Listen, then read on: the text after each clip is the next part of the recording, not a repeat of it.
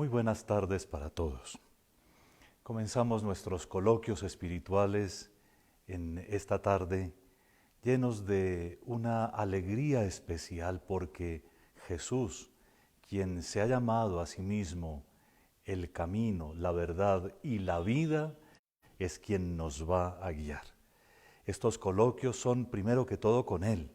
Por eso el plato fuerte, el plato que se sirve, es la palabra de Dios.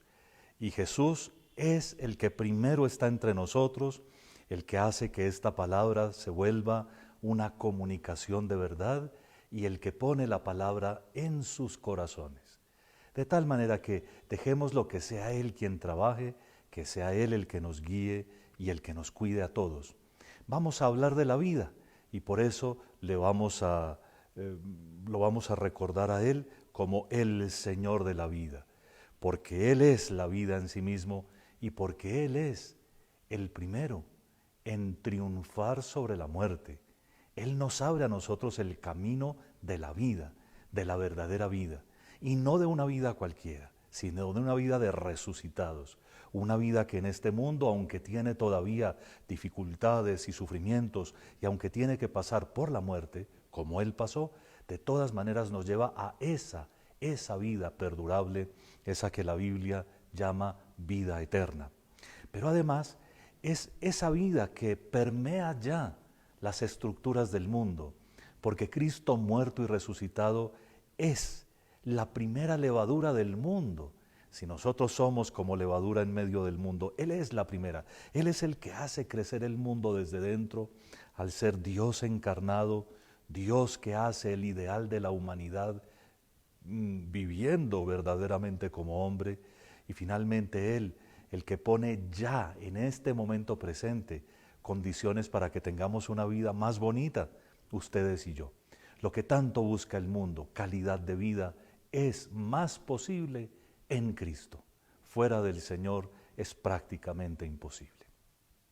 Así que comencemos nuestros coloquios bien conscientes de que son con Él, coloquios con el Señor, y por lo tanto pongámonos en su presencia de la manera más consciente posible. En el nombre del Padre, y del Hijo, y del Espíritu Santo. Amén. Señor Jesucristo, viva fuente de la vida, a ti acudimos hoy llenos de gratitud y cariño, porque tú eres la palabra del Padre, la palabra creadora, la palabra que comunica la vida al mundo. A ti nos acogemos y te suplicamos que la reflexión sobre el quinto mandamiento nos ilumine y nos fortalezca.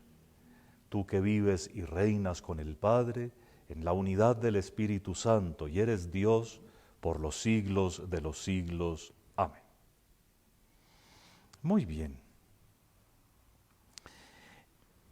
Para comenzar el quinto mandamiento, debemos saber otra vez que tanto en la lista del libro del Éxodo, capítulo 20, como en la lista del capítulo 5 del libro del Deuteronomio, es un mandamiento brevísimo. Es el primero de los mandamientos formulado de manera breve. No matarás. No matarás. Y por supuesto que tiene un antecedente muy importante en la Biblia, que es el conflicto de Caín y Abel, en los orígenes de la humanidad, como fruto del ingreso del pecado en el mundo, esa culpa original que lastimó tanto nuestra condición humana al fin de ponerla en peligro, y sin embargo, porque Cristo, porque el Hijo de Dios iba a encarnar, no estaba esa esperanza, sin embargo lastimó eso que en Caín y Abel fue un fratricidio, es el modelo de todo homicidio posterior. Para la Biblia, el no matarás tiene el valor de no nos vamos a matar entre hermanos. Todos lo somos. Todos los que somos creados por Dios somos hermanos, hijos del mismo Padre.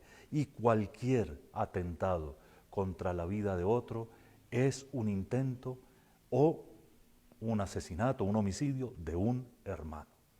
Por eso es gravísimo y clarísimo también.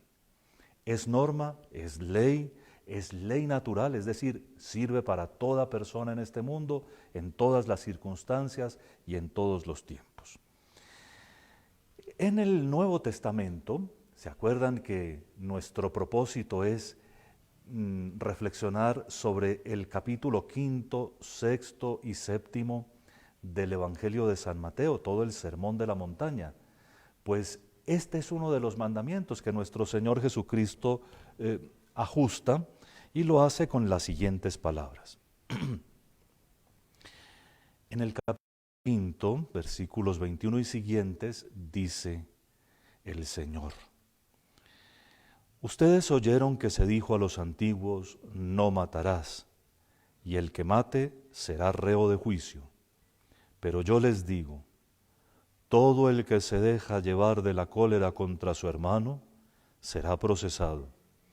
Y si uno llama a su hermano imbécil, tendrá que comparecer ante el Sanedrín, y si lo llama necio, merece la condena de la gehenna del fuego. Por lo tanto, si cuando vas a presentar tu ofrenda sobre el altar, te acuerdas allí mismo de que tu hermano tiene quejas contra ti, deja allí tu ofrenda ante el altar y vete primero a reconciliarte con tu hermano, y entonces sí, vuelve a presentar tu ofrenda. Con el que te pone pleito, procura arreglarte enseguida, mientras van los dos todavía de camino, no sea que él te entregue al juez y el juez al alguacil y te metan en la cárcel. En verdad te digo que no saldrás de allí hasta cuando pagues el último centavo.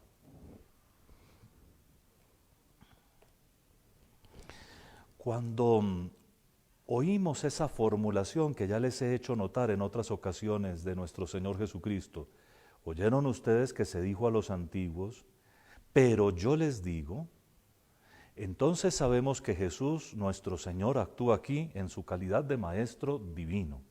Él es el único que puede tocar las 10 palabras, el decálogo, los 10 mandamientos. Y aquí lo hace de manera muy precisa, ampliando el espectro por todo lo que es el valor de la vida humana. No basta solo con no matar, sino que también tenemos que cuidar la integridad propia y ajena, tenemos que cuidarnos de todo lo que es ira, de todo lo que es cólera, odio, venganza, de todo lo que atenta de alguna manera contra la vida del otro o contra la vida propia. Por eso nuestro Señor Jesucristo llega al detalle. Ni siquiera puede uno insultar con insulto leve a otro. Siempre que va incluida la intención de ofender, hay allí una culpa.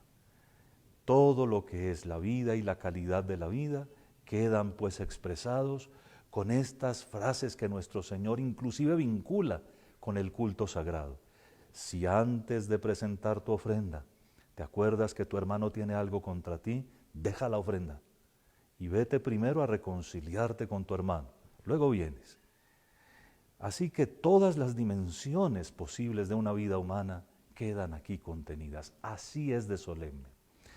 Pero si tuviéramos tiempo para hacer un repaso de la Biblia, veríamos no solo que desde Caín y Abel, sino después muchísimas expresiones de la Sagrada Escritura hablan del valor de la vida y lo hacen depender primero y sobre todo de Dios nuestro Señor.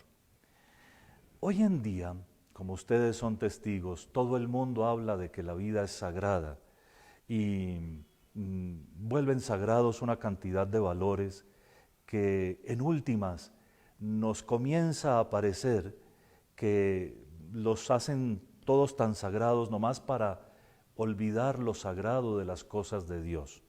Cuando todo es sagrado, ya nada es sagrado.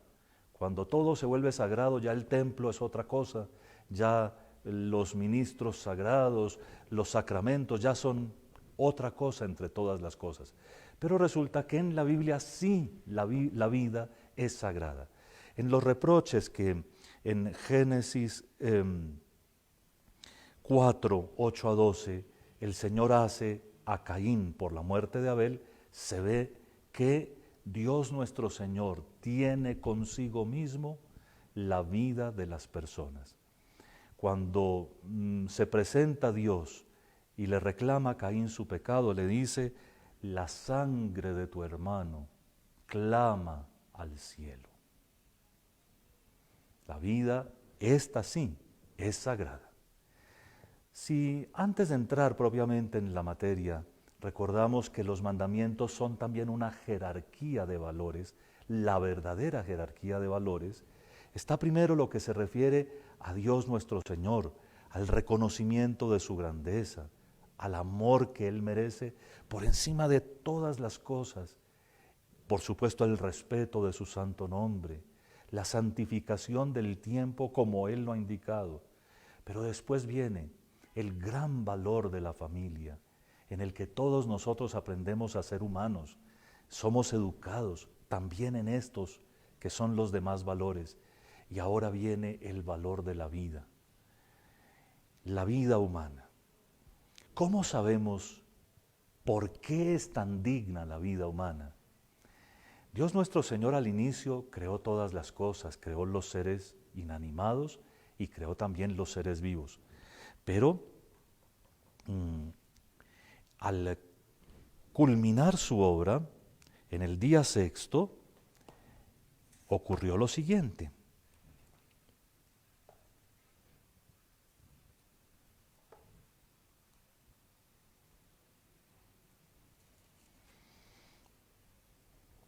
Dijo Dios, hagamos al hombre a nuestra imagen y semejanza, que domine los peces del mar, las aves del cielo, los ganados y los reptiles de la tierra. Y creó Dios al hombre a su imagen, a imagen de Dios los creó, varón y mujer los creó. Dios los bendijo y les dijo, sean fecundos y multiplíquense, llenen la tierra y sométanla, dominen los peces del mar, las aves del cielo y todos los animales que se mueven sobre la tierra. Miren, les entrego todas las hierbas que engendran semilla sobre la superficie de la tierra y todos los árboles frutales que engendran semilla les servirán de alimento. Y la hierba verde servirá de alimento a las fieras de la tierra, a todas las aves del cielo y a los reptiles de la tierra, a todo lo que respira. Y vio Dios todo lo que había hecho y era muy bueno. Con esa solemnísima manifestación de cómo creó Dios al ser humano, hombre y mujer, varón y mujer los creó, con esa solemnísima declaración viene dicho que lo que hay de peculiar en nosotros es que somos imagen y semejanza de Dios. De muchas maneras, como alguna vez en una de estas conferencias se los dije, se ha interpretado esa imagen y semejanza divina. Pero lo cierto es que por cualquier parte por donde tratemos de explicarla, vamos a encontrar solo un detalle, que Dios con nosotros tuvo particular amor. O, dicho de otra forma, que Dios creó todas las cosas para nosotros, como quedó bien expresado aquí. Dios creó todo para el ser humano, todo para que lo dominara, y por lo tanto Dios la creación entera la pensó en función de nosotros. Y somos su imagen y semejanza, ciertamente, porque tenemos una inteligencia capaz de llegar ¿a dónde? A los astros. En este momento ustedes ya saben que hay 3 misiones espaciales dirigidas a Marte. Como por decir algo, una inteligencia capaz de dominar lo más pequeñito. En pocos meses están encontrando ya la vacuna para el coronavirus que ahora azota a la humanidad, que puede dominarlo todo. Una inteligencia tan parecida a la de Dios que muchos la han llamado una chispa de la sabiduría divina. Pero también tenemos una voluntad capaz de perseguirlo y de lograrlo todo, de vencer todos los obstáculos. Una voluntad que, entre otras cosas, tiene una fuerza que solo se parece a la de Dios, siendo que la nuestra es pura debilidad frente a la grandeza de Dios nuestro Señor. Sin embargo, es la única voluntad que es capaz de dominar el mundo, como lo ha hecho y como lo demuestra. Y tenemos una memoria que permite recordar los acontecimientos en función de cosas importantes. Y en fin, todas nuestras facultades muestran que sí somos imagen y semejanza de Dios, pero también somos imagen y semejanza suya por toda la creación, porque nuestro Señor nos encomendó multiplicarnos, llenar la tierra y someterla, que era su tarea. Es la tarea de Dios hacerlo, pero nos lo encomendó a nosotros.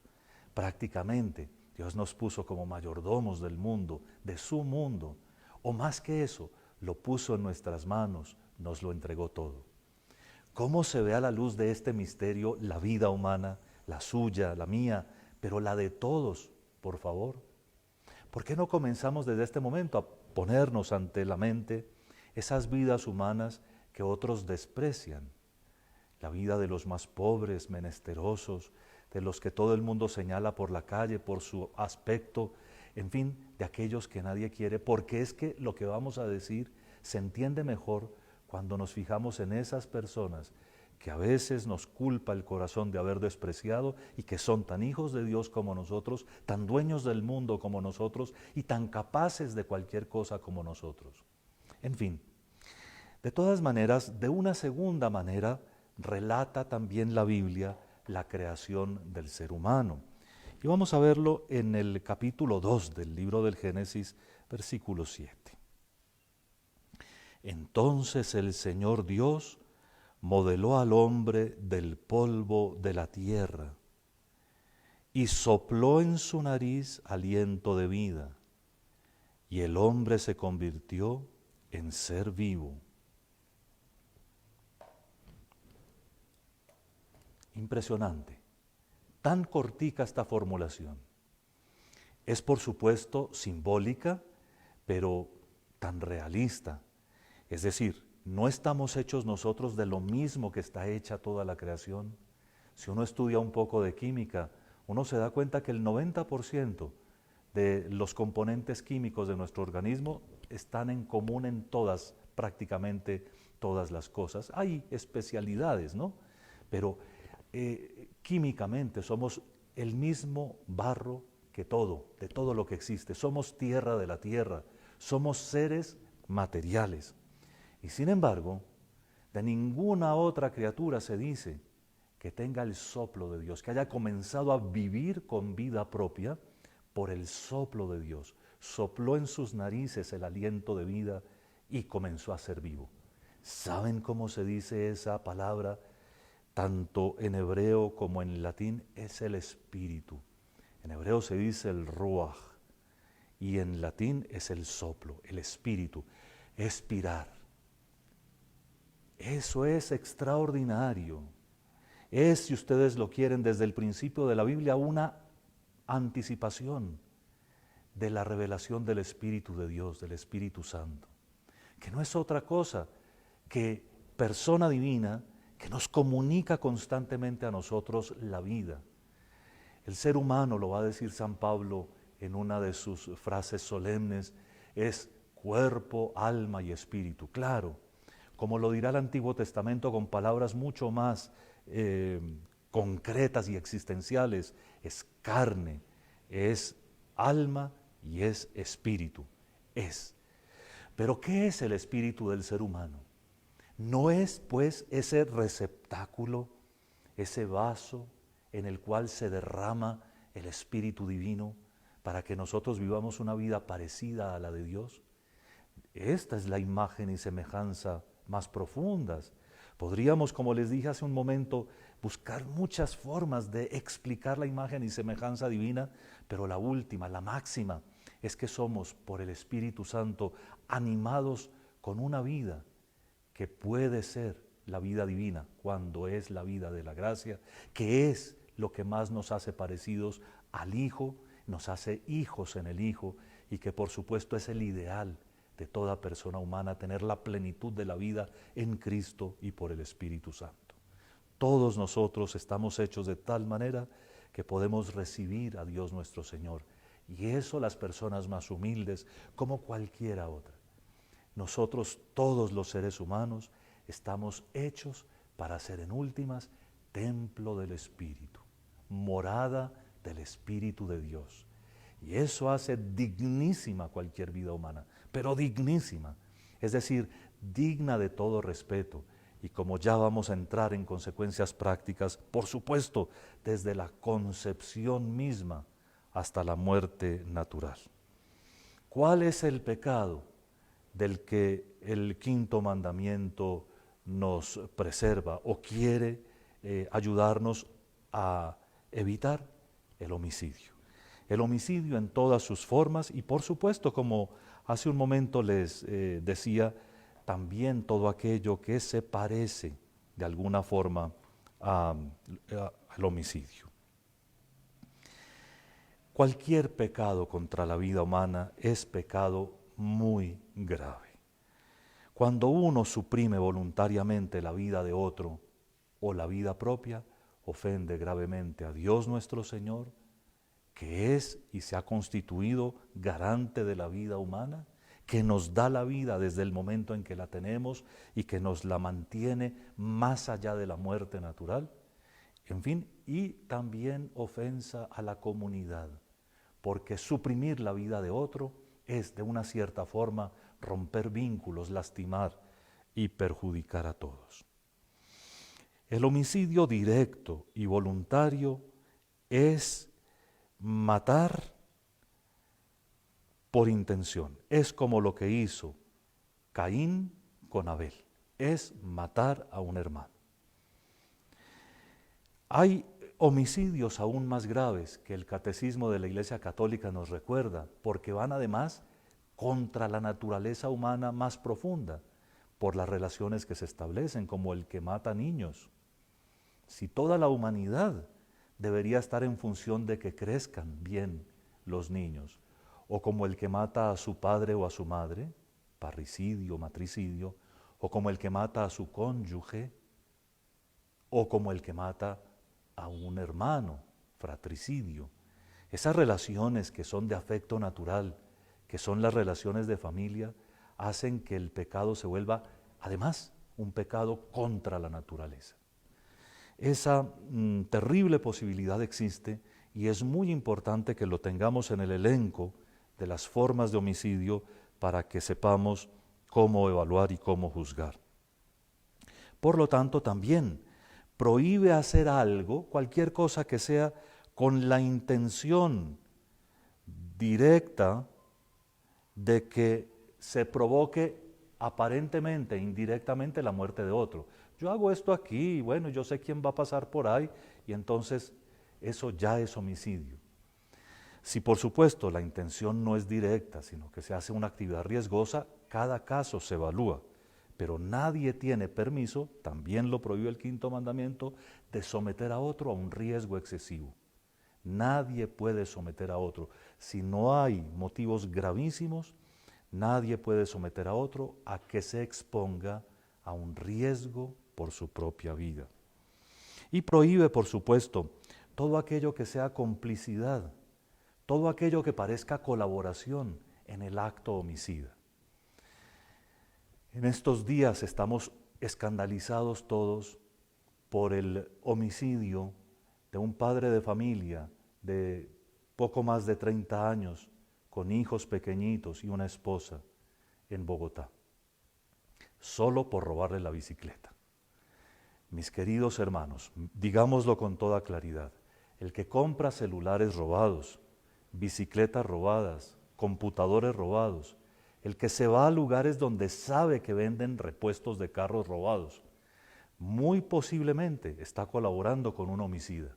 Y ese es pecado contra el quinto mandamiento. No es pecado solo contra la justicia distributiva, es pecado contra la vida. Porque si ese artículo robado fue conseguido de un homicidio, usted colabora en ese asesinato. Así de claro es y así de clara es la moral católica, y por eso es que nadie, ni por tener el celular del último modelo, ni por tener esto mejor que aquello, puede comprar en lugares dudosos. Si detrás de eso hay delitos, uno responde parejo con el delincuente. Así de grave es esta situación. El homicidio podría ser involuntario y entonces no es imputable. Podría ser involuntario en ciertos casos, que de una actividad que se está haciendo resulte, sin darse cuenta, sin poner las condiciones, sin que nada haya premeditado, que resulte una persona muerta. Eso no es imputable, pero atención, juzgar de eso es dificilísimo, porque muchas veces es que uno fue imprudente y entonces tiene culpa, o porque uno hizo a deshoras lo que tenía que hacer y entonces tiene culpa. Aquí estaría, por ejemplo, la defensa propia, que es perfectamente legítima, pero atención, es perfectamente legítima cuando no hay más remedio que la muerte del otro. Muchas, pero muchísimas veces se podría evitar en la defensa propia matar al contrincante. Queda de todas maneras como un caso de conciencia muy complejo, pero que cada uno debe saber, por lo menos conocer. Hay sí homicidio involuntario que no es imputable, pero atención que las circunstancias para que no sea culposo son muy difíciles de determinar. El aborto. Ustedes nos oyen hablar a nosotros muchísimo del aborto y no sobra nunca que volvamos a hacerlo. Lo que quiero decir al poner esta frase introductoria es que de alguna manera ustedes tienen que volverse predicadores contra el aborto. No es justo que nos dejen a nosotros en estos ambientes en los que, pues gracias a Dios, nos encontramos tantos ahora, pero por el amor de Dios, que de todas maneras es un ambiente limitado y tiene que salir de aquí, tiene que salir de nosotros, tiene que llegar al mundo entero esta enseñanza y sobre todo tiene que llegar a los lugares donde hacen las leyes, el Congreso, las dos cámaras, o donde se producen fallos que a veces despenalizan o penalizan lo que no deben ni despenalizar ni penalizar. Entonces, al ambiente judicial y al ambiente legislativo tiene que llegar este mensaje, porque no estamos hablando de nada que sea solo para católicos, estamos hablando de la vida humana, de la que todos tenemos, que por supuesto nosotros entendemos de la manera más bella posible con la ayuda de la palabra de Dios, pero que sigue siendo la vida de las personas humanas. La vida comienza en el momento mismo de la concepción. No hay tal de que el embrioncito no sea todavía una personita porque no tiene manos y pies. No hay tal de que dentro de 15 días o 20 días le llega esto o aquello y entonces ya ahora sí. No, desde el momento de la concepción.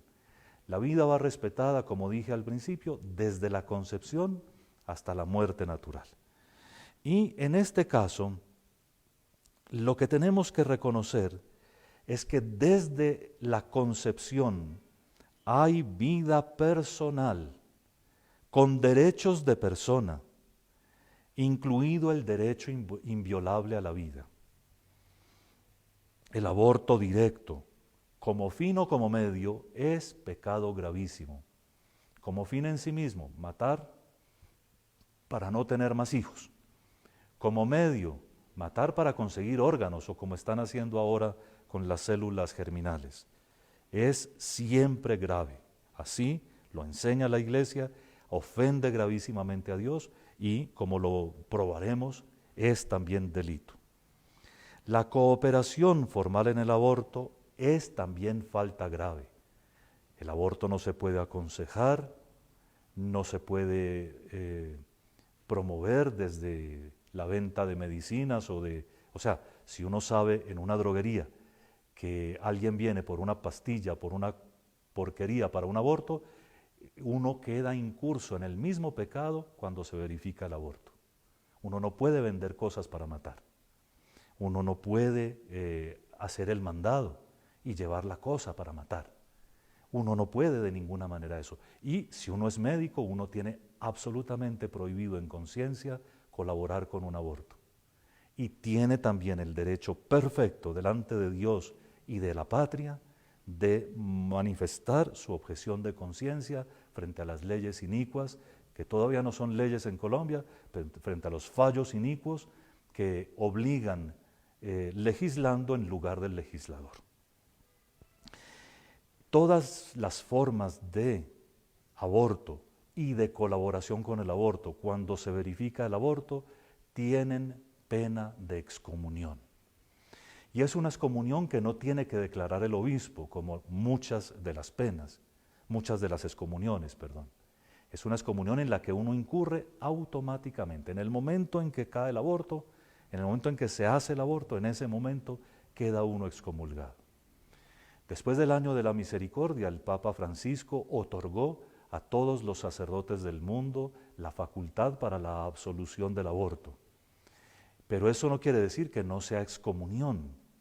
Hay excomuniones que se levantan en el confesionario mismo, hay excomuniones que se levantan con una audiencia con el obispo o con un trámite que hace el confesor con el obispo, y hay otras excomuniones que solo el Papa puede levantar. Esta, por voluntad del Papa Francisco, ha sido reservada a los presbíteros, a los sacerdotes, y la pueden perdonar, pero no deja de ser excomunión. Y no basta con decir me confesé alegremente de un aborto, no, me levantaron una excomunión, es decir, estaba yo fuera de los medios de la gracia y ahora he vuelto por la infinita misericordia de Dios. De todas maneras, como el homicidio, el truncar la vida de una persona, aunque no haya nacido, es un daño irreparable. En otros pecados contra la justicia, uno puede reparar el daño, pero cuando uno mata a otro, cuando uno mata a sus hijos, ¿cómo repara eso?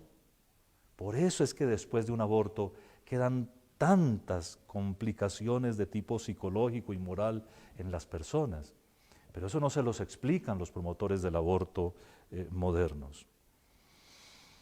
En fin, la sociedad civilizada, porque esto no es solo una ley para católicos, como les dije ahora, la sociedad civilizada tiene la obligación de tipificar este delito como homicidio y darle una sanción proporcionada.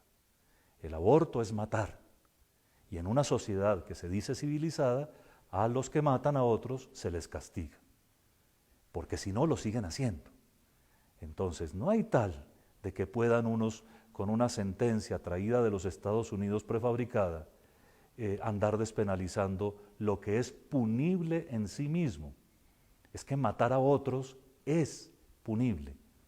Es decir, puede ser castigado, puede ser y debe ser sancionado matar a otros. Eso no es una invención de la Iglesia, eso no es ni siquiera lo tiene que inventar la Biblia, aunque habla sobre el aborto también. Eso es de la conciencia del ser humano.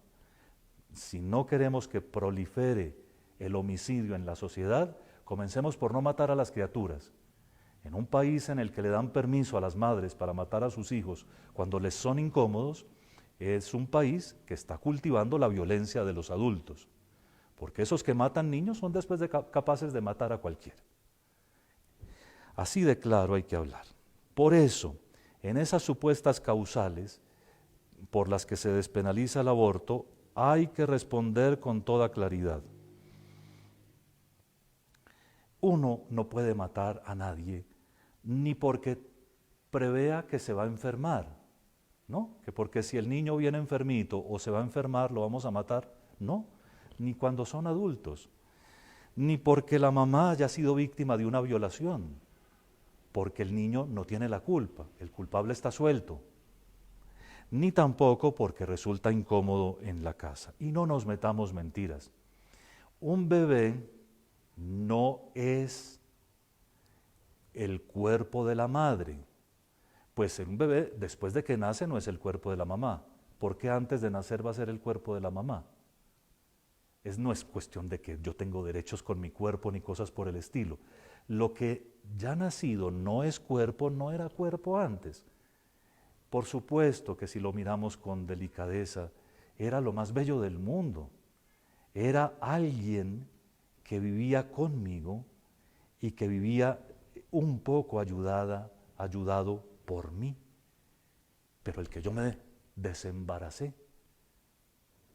Esto es gravísimo y francamente, como les dije para comenzar el tema, todos deberíamos ayudarnos en difundir en la sociedad ideas de sensatez. Es que no se mata a los bebés, no se les mata, ni porque resultan incómodos, ¿no? Que es que algún perjuicio se puede causar, o porque pues a mí me violaron y entonces no, que esto y lo demás allá, o que porque viene con una malformación, pues cuántos de nosotros nos han tenido que cuidar enfermedades y ahí sí no pedimos que nos maten, ¿no? Así que no es justo, es simplemente no es justo y tampoco es justo quedarse callados. Tampoco es justo dejar a 2 o 3 predicadores en la iglesia hablar de esto, o a 2 o 3 grupos que agradezco enormemente, 40 días por la vida y otros grupos que promueven la cultura de la vida. No es de cuestión de dejar a los grupos solos, tampoco de fanatizarnos, pero sí es de hablar claro y de difundir en la sociedad la única verdad, la única que es esta de la vida, repito, no solo para católicos. Es evidente que todo lo que sea anticonceptivo con abortivos es también pecado de aborto. O sea, si hay aparatos que se usan para no quedar en embarazo, pero esos aparatos lo que producen es un ambiente repugnante para el óvulo fecundado de tal manera que resulta expulsado, pues el óvulo estaba fecundado, fue un aborto. Tampoco químicos, pastillas y inyecciones, implantes, que tengan siquiera 1 gramo, siquiera una milésima parte de todo lo que contengan de abortivos, porque desde que tengan abortivos ya son pecado de aborto y son criminales. Y por supuesto, la tal píldora del día después, que si hay algo malicioso es eso, porque si es del día después es para matarlo ya concebido, de tal manera que aunque no esté en embarazo, ahí no hay excomunión, pero cometería un pecado gravísimo si se toma la tal píldora del día después, porque se está exponiendo a cometer un aborto. Eso no tiene más funcionamiento ni más mecánica que suprimir la vida que ya comenzó. De tal manera que todo esto, seriedad con las cosas y ayudémonos los unos a los otros para que no se nos complique la vida, que una sociedad que comienza a ser laxa con los bebés, termina siendo laxa con todo el mundo. Si se pueden matar las criaturas no nacidas, después van a dar permiso de matar a todos. La eutanasia. Se ha llamado eutanasia al acto de ponerle fin a la vida de otro, supuestamente por piedad. Pues eso, en la moral que se desprende de la Santa Biblia, no existe, porque no somos matarifes, porque no podemos andar suprimiendo lo que es de Dios, que es la vida. Y por lo tanto, no existe un tal derecho a morir dignamente, o mejor dicho, siempre ha existido. ¿No moriría muy dignamente San José en brazos de Jesús y María? ¿No han muerto dignamente millones y millones de personas antes que nosotros? La dignidad de la muerte no depende de acelerarla. Fíjense que una de las cosas que nos traen estas ideologías perversas, modernas, es un juego de lenguajes para que nosotros entendamos como menos grave lo que es gravísimo. Es decir, al aborto le llaman interrupción voluntaria del embarazo, como si uno con un switch pudiera voluntariamente suprimir un embarazo. Y a la eutanasia le llaman entonces el derecho a morir dignamente. Y nos ponen los casos más lamentables del mundo, de las personas que más están sufriendo, que están saliéndose ya de sí. Y por supuesto que nosotros nos enternecemos siempre con esos casos, pero eso no podría dejarnos debilitar los principios morales, no debería debilitar nuestros principios morales, al contrario, deberíamos saber cada vez más claramente que lo que nos corresponde a nosotros es buscar las condiciones para que todos los que se enferman o se debiliten por la edad o por la enfermedad lleguen al término de su vida de la manera más cuidada posible, sin acelerarles ni por suministro de medicinas, ni indirectamente, como decíamos ahora, que eso no existe, asesinatos indirectos, eso siempre sigue siendo asesinato, ni por ningún otro motivo acelerarles la muerte, sino acompañarlos.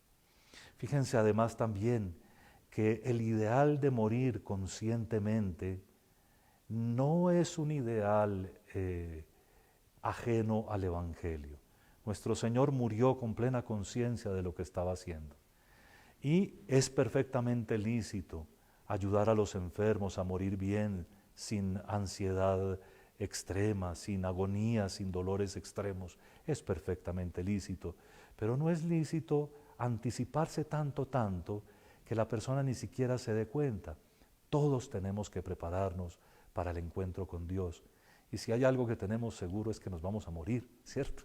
Por supuesto que la muerte no es la última palabra para nosotros, pero sabemos que todos nos vamos a morir de tal forma que es mejor que hagamos un camino que sea parecido a lo que somos nosotros, seres racionales, y que podamos también darnos cuenta de lo que está ocurriendo, encomendarnos a Dios y que todos nos encomienden.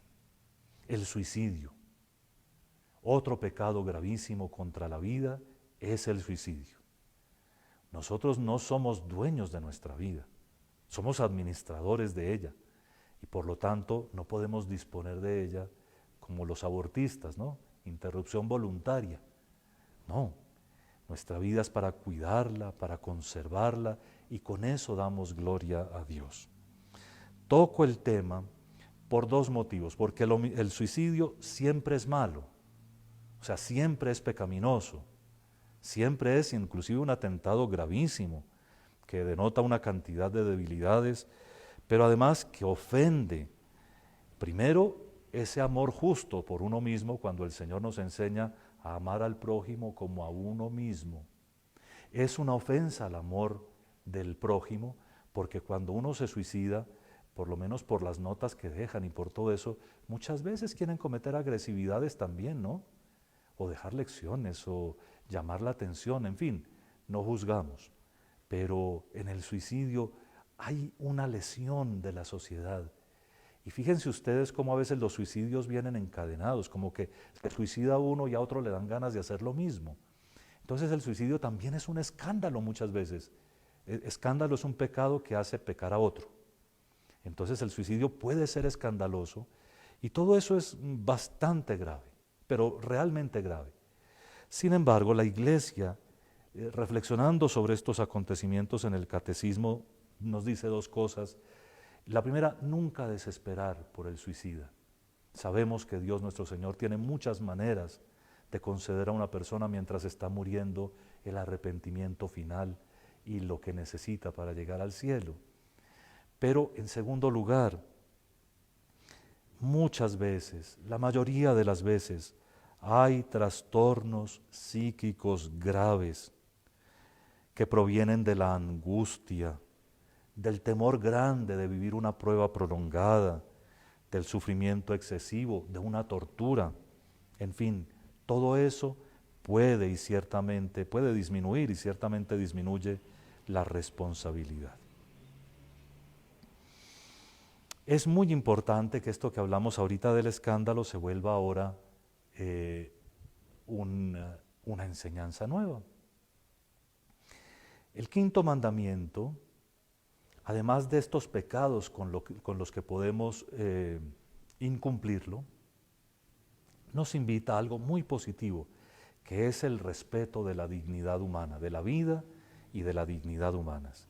Entonces vamos a ver unos punticos aquí rapidísimamente por la premura del tiempo, pero muy interesantes, que son los siguientes. Por el quinto mandamiento nosotros estamos obligados a cuidar de las personas íntegramente, como son, alma y cuerpo. Hay un irrespeto para el alma que se llama el escándalo. Escándalo, literalmente, viene del griego y literalmente significa hacer tropezar a otro. Pues por el escándalo se entiende actitudes, comportamientos, acciones que hagan a otros pecar. Y entonces tengan mucho cuidado, porque parte de la dignidad humana es una vida de calidad, Una vida que no se entrega a los pecados, a los vicios, al apasionamiento, ni de la ira, ni de la lujuria, ni de ninguna otra cosa de las que nos apasionan, ¿verdad?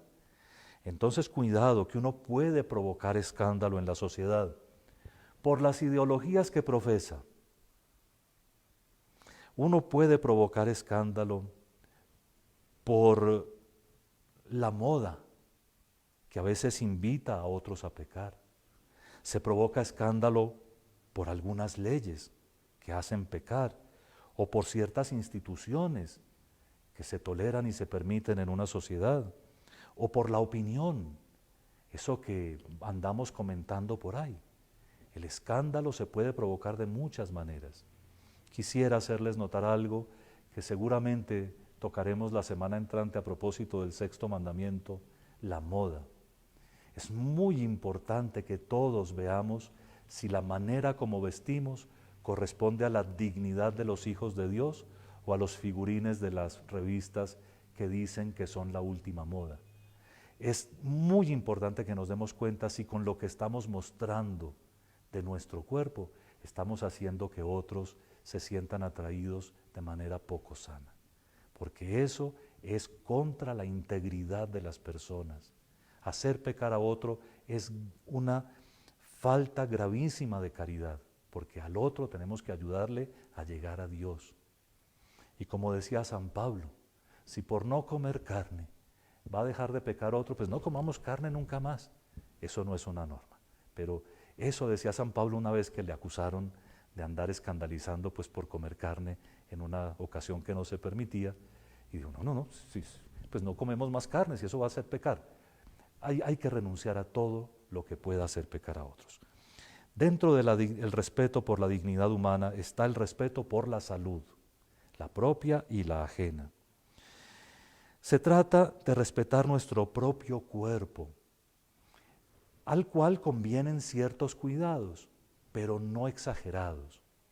Hoy en día se ha difundido un cierto culto al cuerpo, a las formas, que no es justo. Vean, alguna vez alguien que quiero mucho me preguntó por una cirugía plástica en alguna parte de su cuerpo, si eso se podría o no. Gracias a Dios me hizo la pregunta, porque la pregunta misma indicaba delicadeza de conciencia. Pues la respuesta fue muy fácil, ¿no? Si eso no es una cirugía necesaria, entonces cuando el último niño que tiene hambre en el mundo comience a comer, entonces se puede hacer su cirugía. Pero mientras haya niños con hambre, cirugías estéticas, eso es culto, eso es vanidad y es culto del cuerpo y no ayuda a que vivamos en el respeto de la vida de los demás. Cuando todo parece como volcado para mi propio yo y los demás resultan descuidados, así no funciona.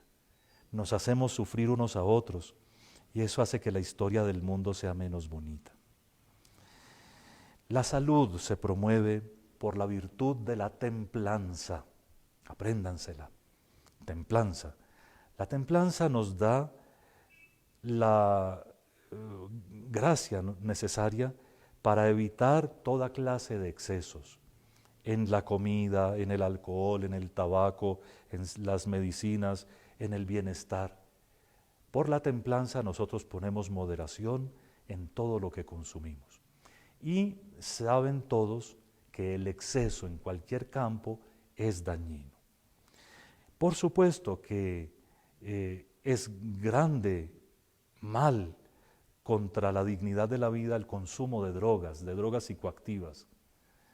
No solo la exageración en el tabaco o en el licor, el consumo, cualquier consumo de drogas psicoactivas es pecado contra la vida, contra el quinto mandamiento. Y apréndanlo bien y predíquenlo bien, por favor, porque fíjense, dice alguien que pasó por aquí, pero yo qué culpa tengo de llevar mi dosis personal. Para llegar a la dosis personal tuvo que enviciarse, ¿no? Pero para que haya esa dosis personal alguien tiene que tener el mercado. Y si alguien tiene que tener el mercado, alguien tiene que estar en alguna parte del mundo matando o robando, porque esos son los narcotraficantes, asesinos y ladrones. De tal manera que aquí, cada gramo que se consume tiene una historia criminal que más vale pensar para no llenarnos además de pecados, además de la debilidad corporal de pecados. Está prohibido por la dignidad de la persona humana los experimentos con personas humanas y sobre todo con embriones. Ahora algunos se sienten jugadores de Dios y creen que pueden conseguirse unos embriones humanos para experimentar con ellos. Eso es macabro y es gravísimo pecado contra el quinto mandamiento. Todo lo que atente contra la integridad corporal, contra el sujeto, contra ese dominio que es lícito de nuestro cuerpo, de poseernos nosotros, es pecado grave contra el quinto mandamiento. Oigan los que los conocen, el secuestro, el tomar rehenes de cualquier forma, el terrorismo, cualquier forma de tortura, las amputaciones, mutilaciones o esterilizaciones forzadas, el reclutamiento de menores, son pecados graves contra el quinto mandamiento. El respeto de los muertos. Hablando de la dignidad humana, hay que respetar también a los muertos. Ustedes conocen la obra de misericordia espiritual, enterrar, dar sepultura a los muertos. Pues ahora parecería extraño tener que predicar esto, pero es muy importante recordar que nuestros muertos, o sea, el cuerpo de aquellos que confiamos a la misericordia infinita de Dios y que esperamos que estén siempre en la presencia de Dios, fue templo del Espíritu Santo. Así como son ustedes o yo, fue templo del Espíritu Santo, fue sujeto de todo el amor de Dios y por lo tanto no es el cuerpo de un perrito, no es el cuerpo de un gatico. Los cuerpos humanos, los cadáveres humanos van sepultados con respeto y dignidad. En la Iglesia se ha tolerado recientemente, se permite la cremación de los cadáveres, pero siempre y cuando el que manda cremar a sus muertos o el que pide ser cremado no lo haga con desprecio de la resurrección corporal. Estoy seguro que ninguno de ustedes incurriría en eso, pero cuando la Iglesia pone esa norma es porque hay algunos que se burlan de las cenizas, ¿no?, para la resurrección. Entonces, atención, la cremación es posible, pero lo que no es cristiano es jugar a ser románticos con las cenizas de nadie. Que porque a mi papá le gustaban las peras, tiramos las cenizas debajo del árbol de peras. Porque pidió que lo echáramos al río Magdalena, le hacemos viaje al río Magdalena para echarlo allá. O porque quería la playa, lo llevamos a la playa. Atención, eso no es cristiano. Eso no puede pasar. Hemos estado dando instrucciones a los párrocos para que nunca dentro de los templos parroquiales, lo cual es ilícito, pero en lugares cercanos, establezcan cenizarios que puedan ayudarles a todos ustedes a tener los resticos de sus seres queridos muy cercanos a casa. Pero eso es un proyecto que irá desarrollándose poco a poquito. Las cenizas de nuestros difuntos van al lugar sagrado. No se esparcen por ahí ni se guardan en el armario de la casa. Eso es tan ridículo como inútil, pero además los romanticismos en esto son contra la dignidad de la persona humana.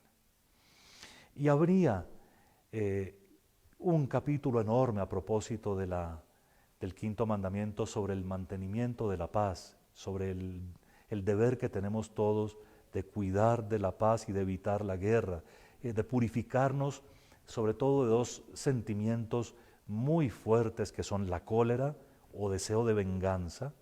Eso no debe anidar en nuestros corazones ni por un minuto, y el odio. ¿Qué es el odio? A veces es importante saber los conceptos y manejarlos bien, porque si no, uno no sabe cuándo está odiando a alguien. Odiar es querer positivamente el mal de otro, no es no quererlo.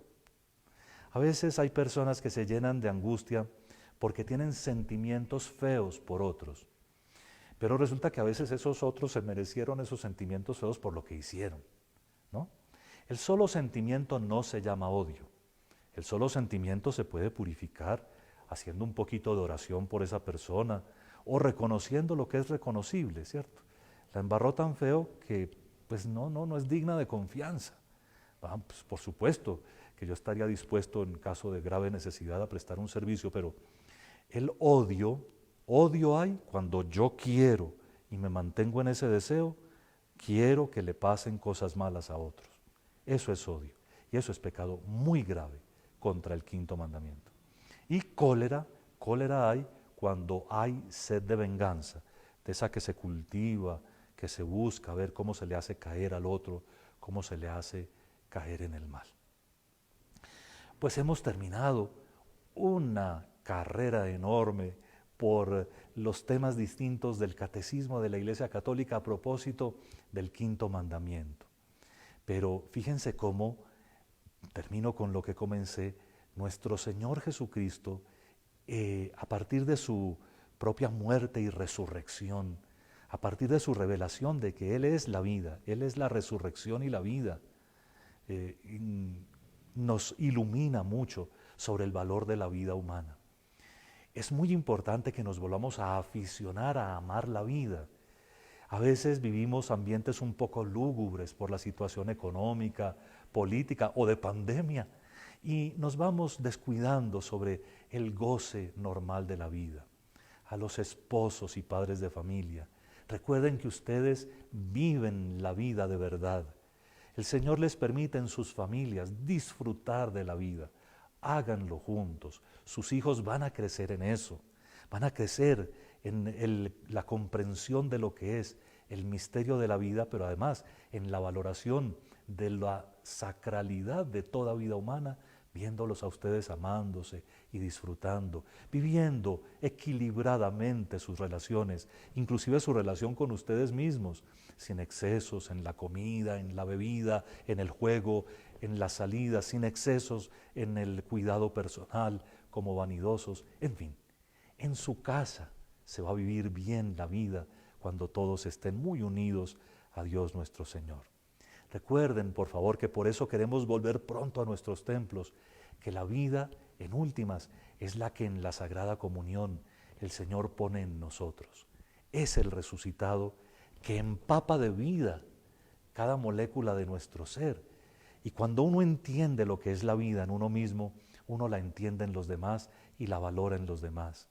Uno no podría ser compasivo con el que más sufre, con el que les hice pensar al principio, con el que está echado en un andén para pasar esta noche, con los que están ahora en los semáforos en Bogotá tratando de todavía ganarse con qué comer algo en este día. Uno no podría ser compasivo con ellos si uno no sabe y siente lo que es la vida como misterio que proviene de Dios y que consignamos a Dios en el acto de morir.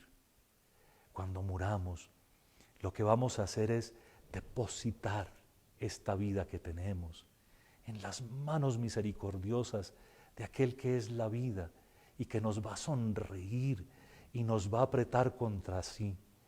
Y en un abrazo que ahorita no alcanzamos a comprender ni siquiera remotamente, Él, quizá con lágrimas de nuestros ojos, nos va a enseñar que vivir es Él, vivir es estar con Él. Hagamos eso desde ya y enseñemos a nuestros hermanos, a nuestros amigos, conocidos, a todos, a vivir. Como son coloquios con Dios nuestro Señor, terminamos diciendo juntos, con mucho cariño al Dios de la vida, al Padre y fuente de toda gracia, que ayude a todos los que viven en situaciones de violencia, de persecución, de confinamiento, de privación de la libertad, de faltas de dignidad, que los ayude y que los bendiga.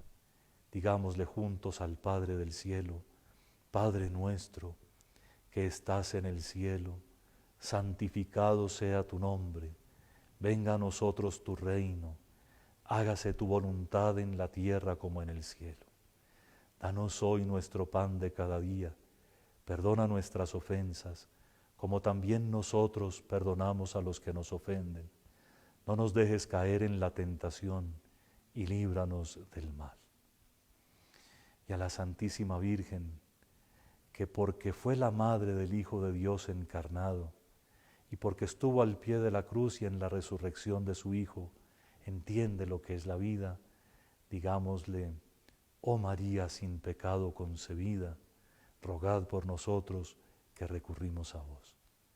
Y a todos ustedes los bendigo con infinito cariño en el nombre del Dios de la vida, en el nombre del Padre, y del Hijo, y del Espíritu Santo. Amén.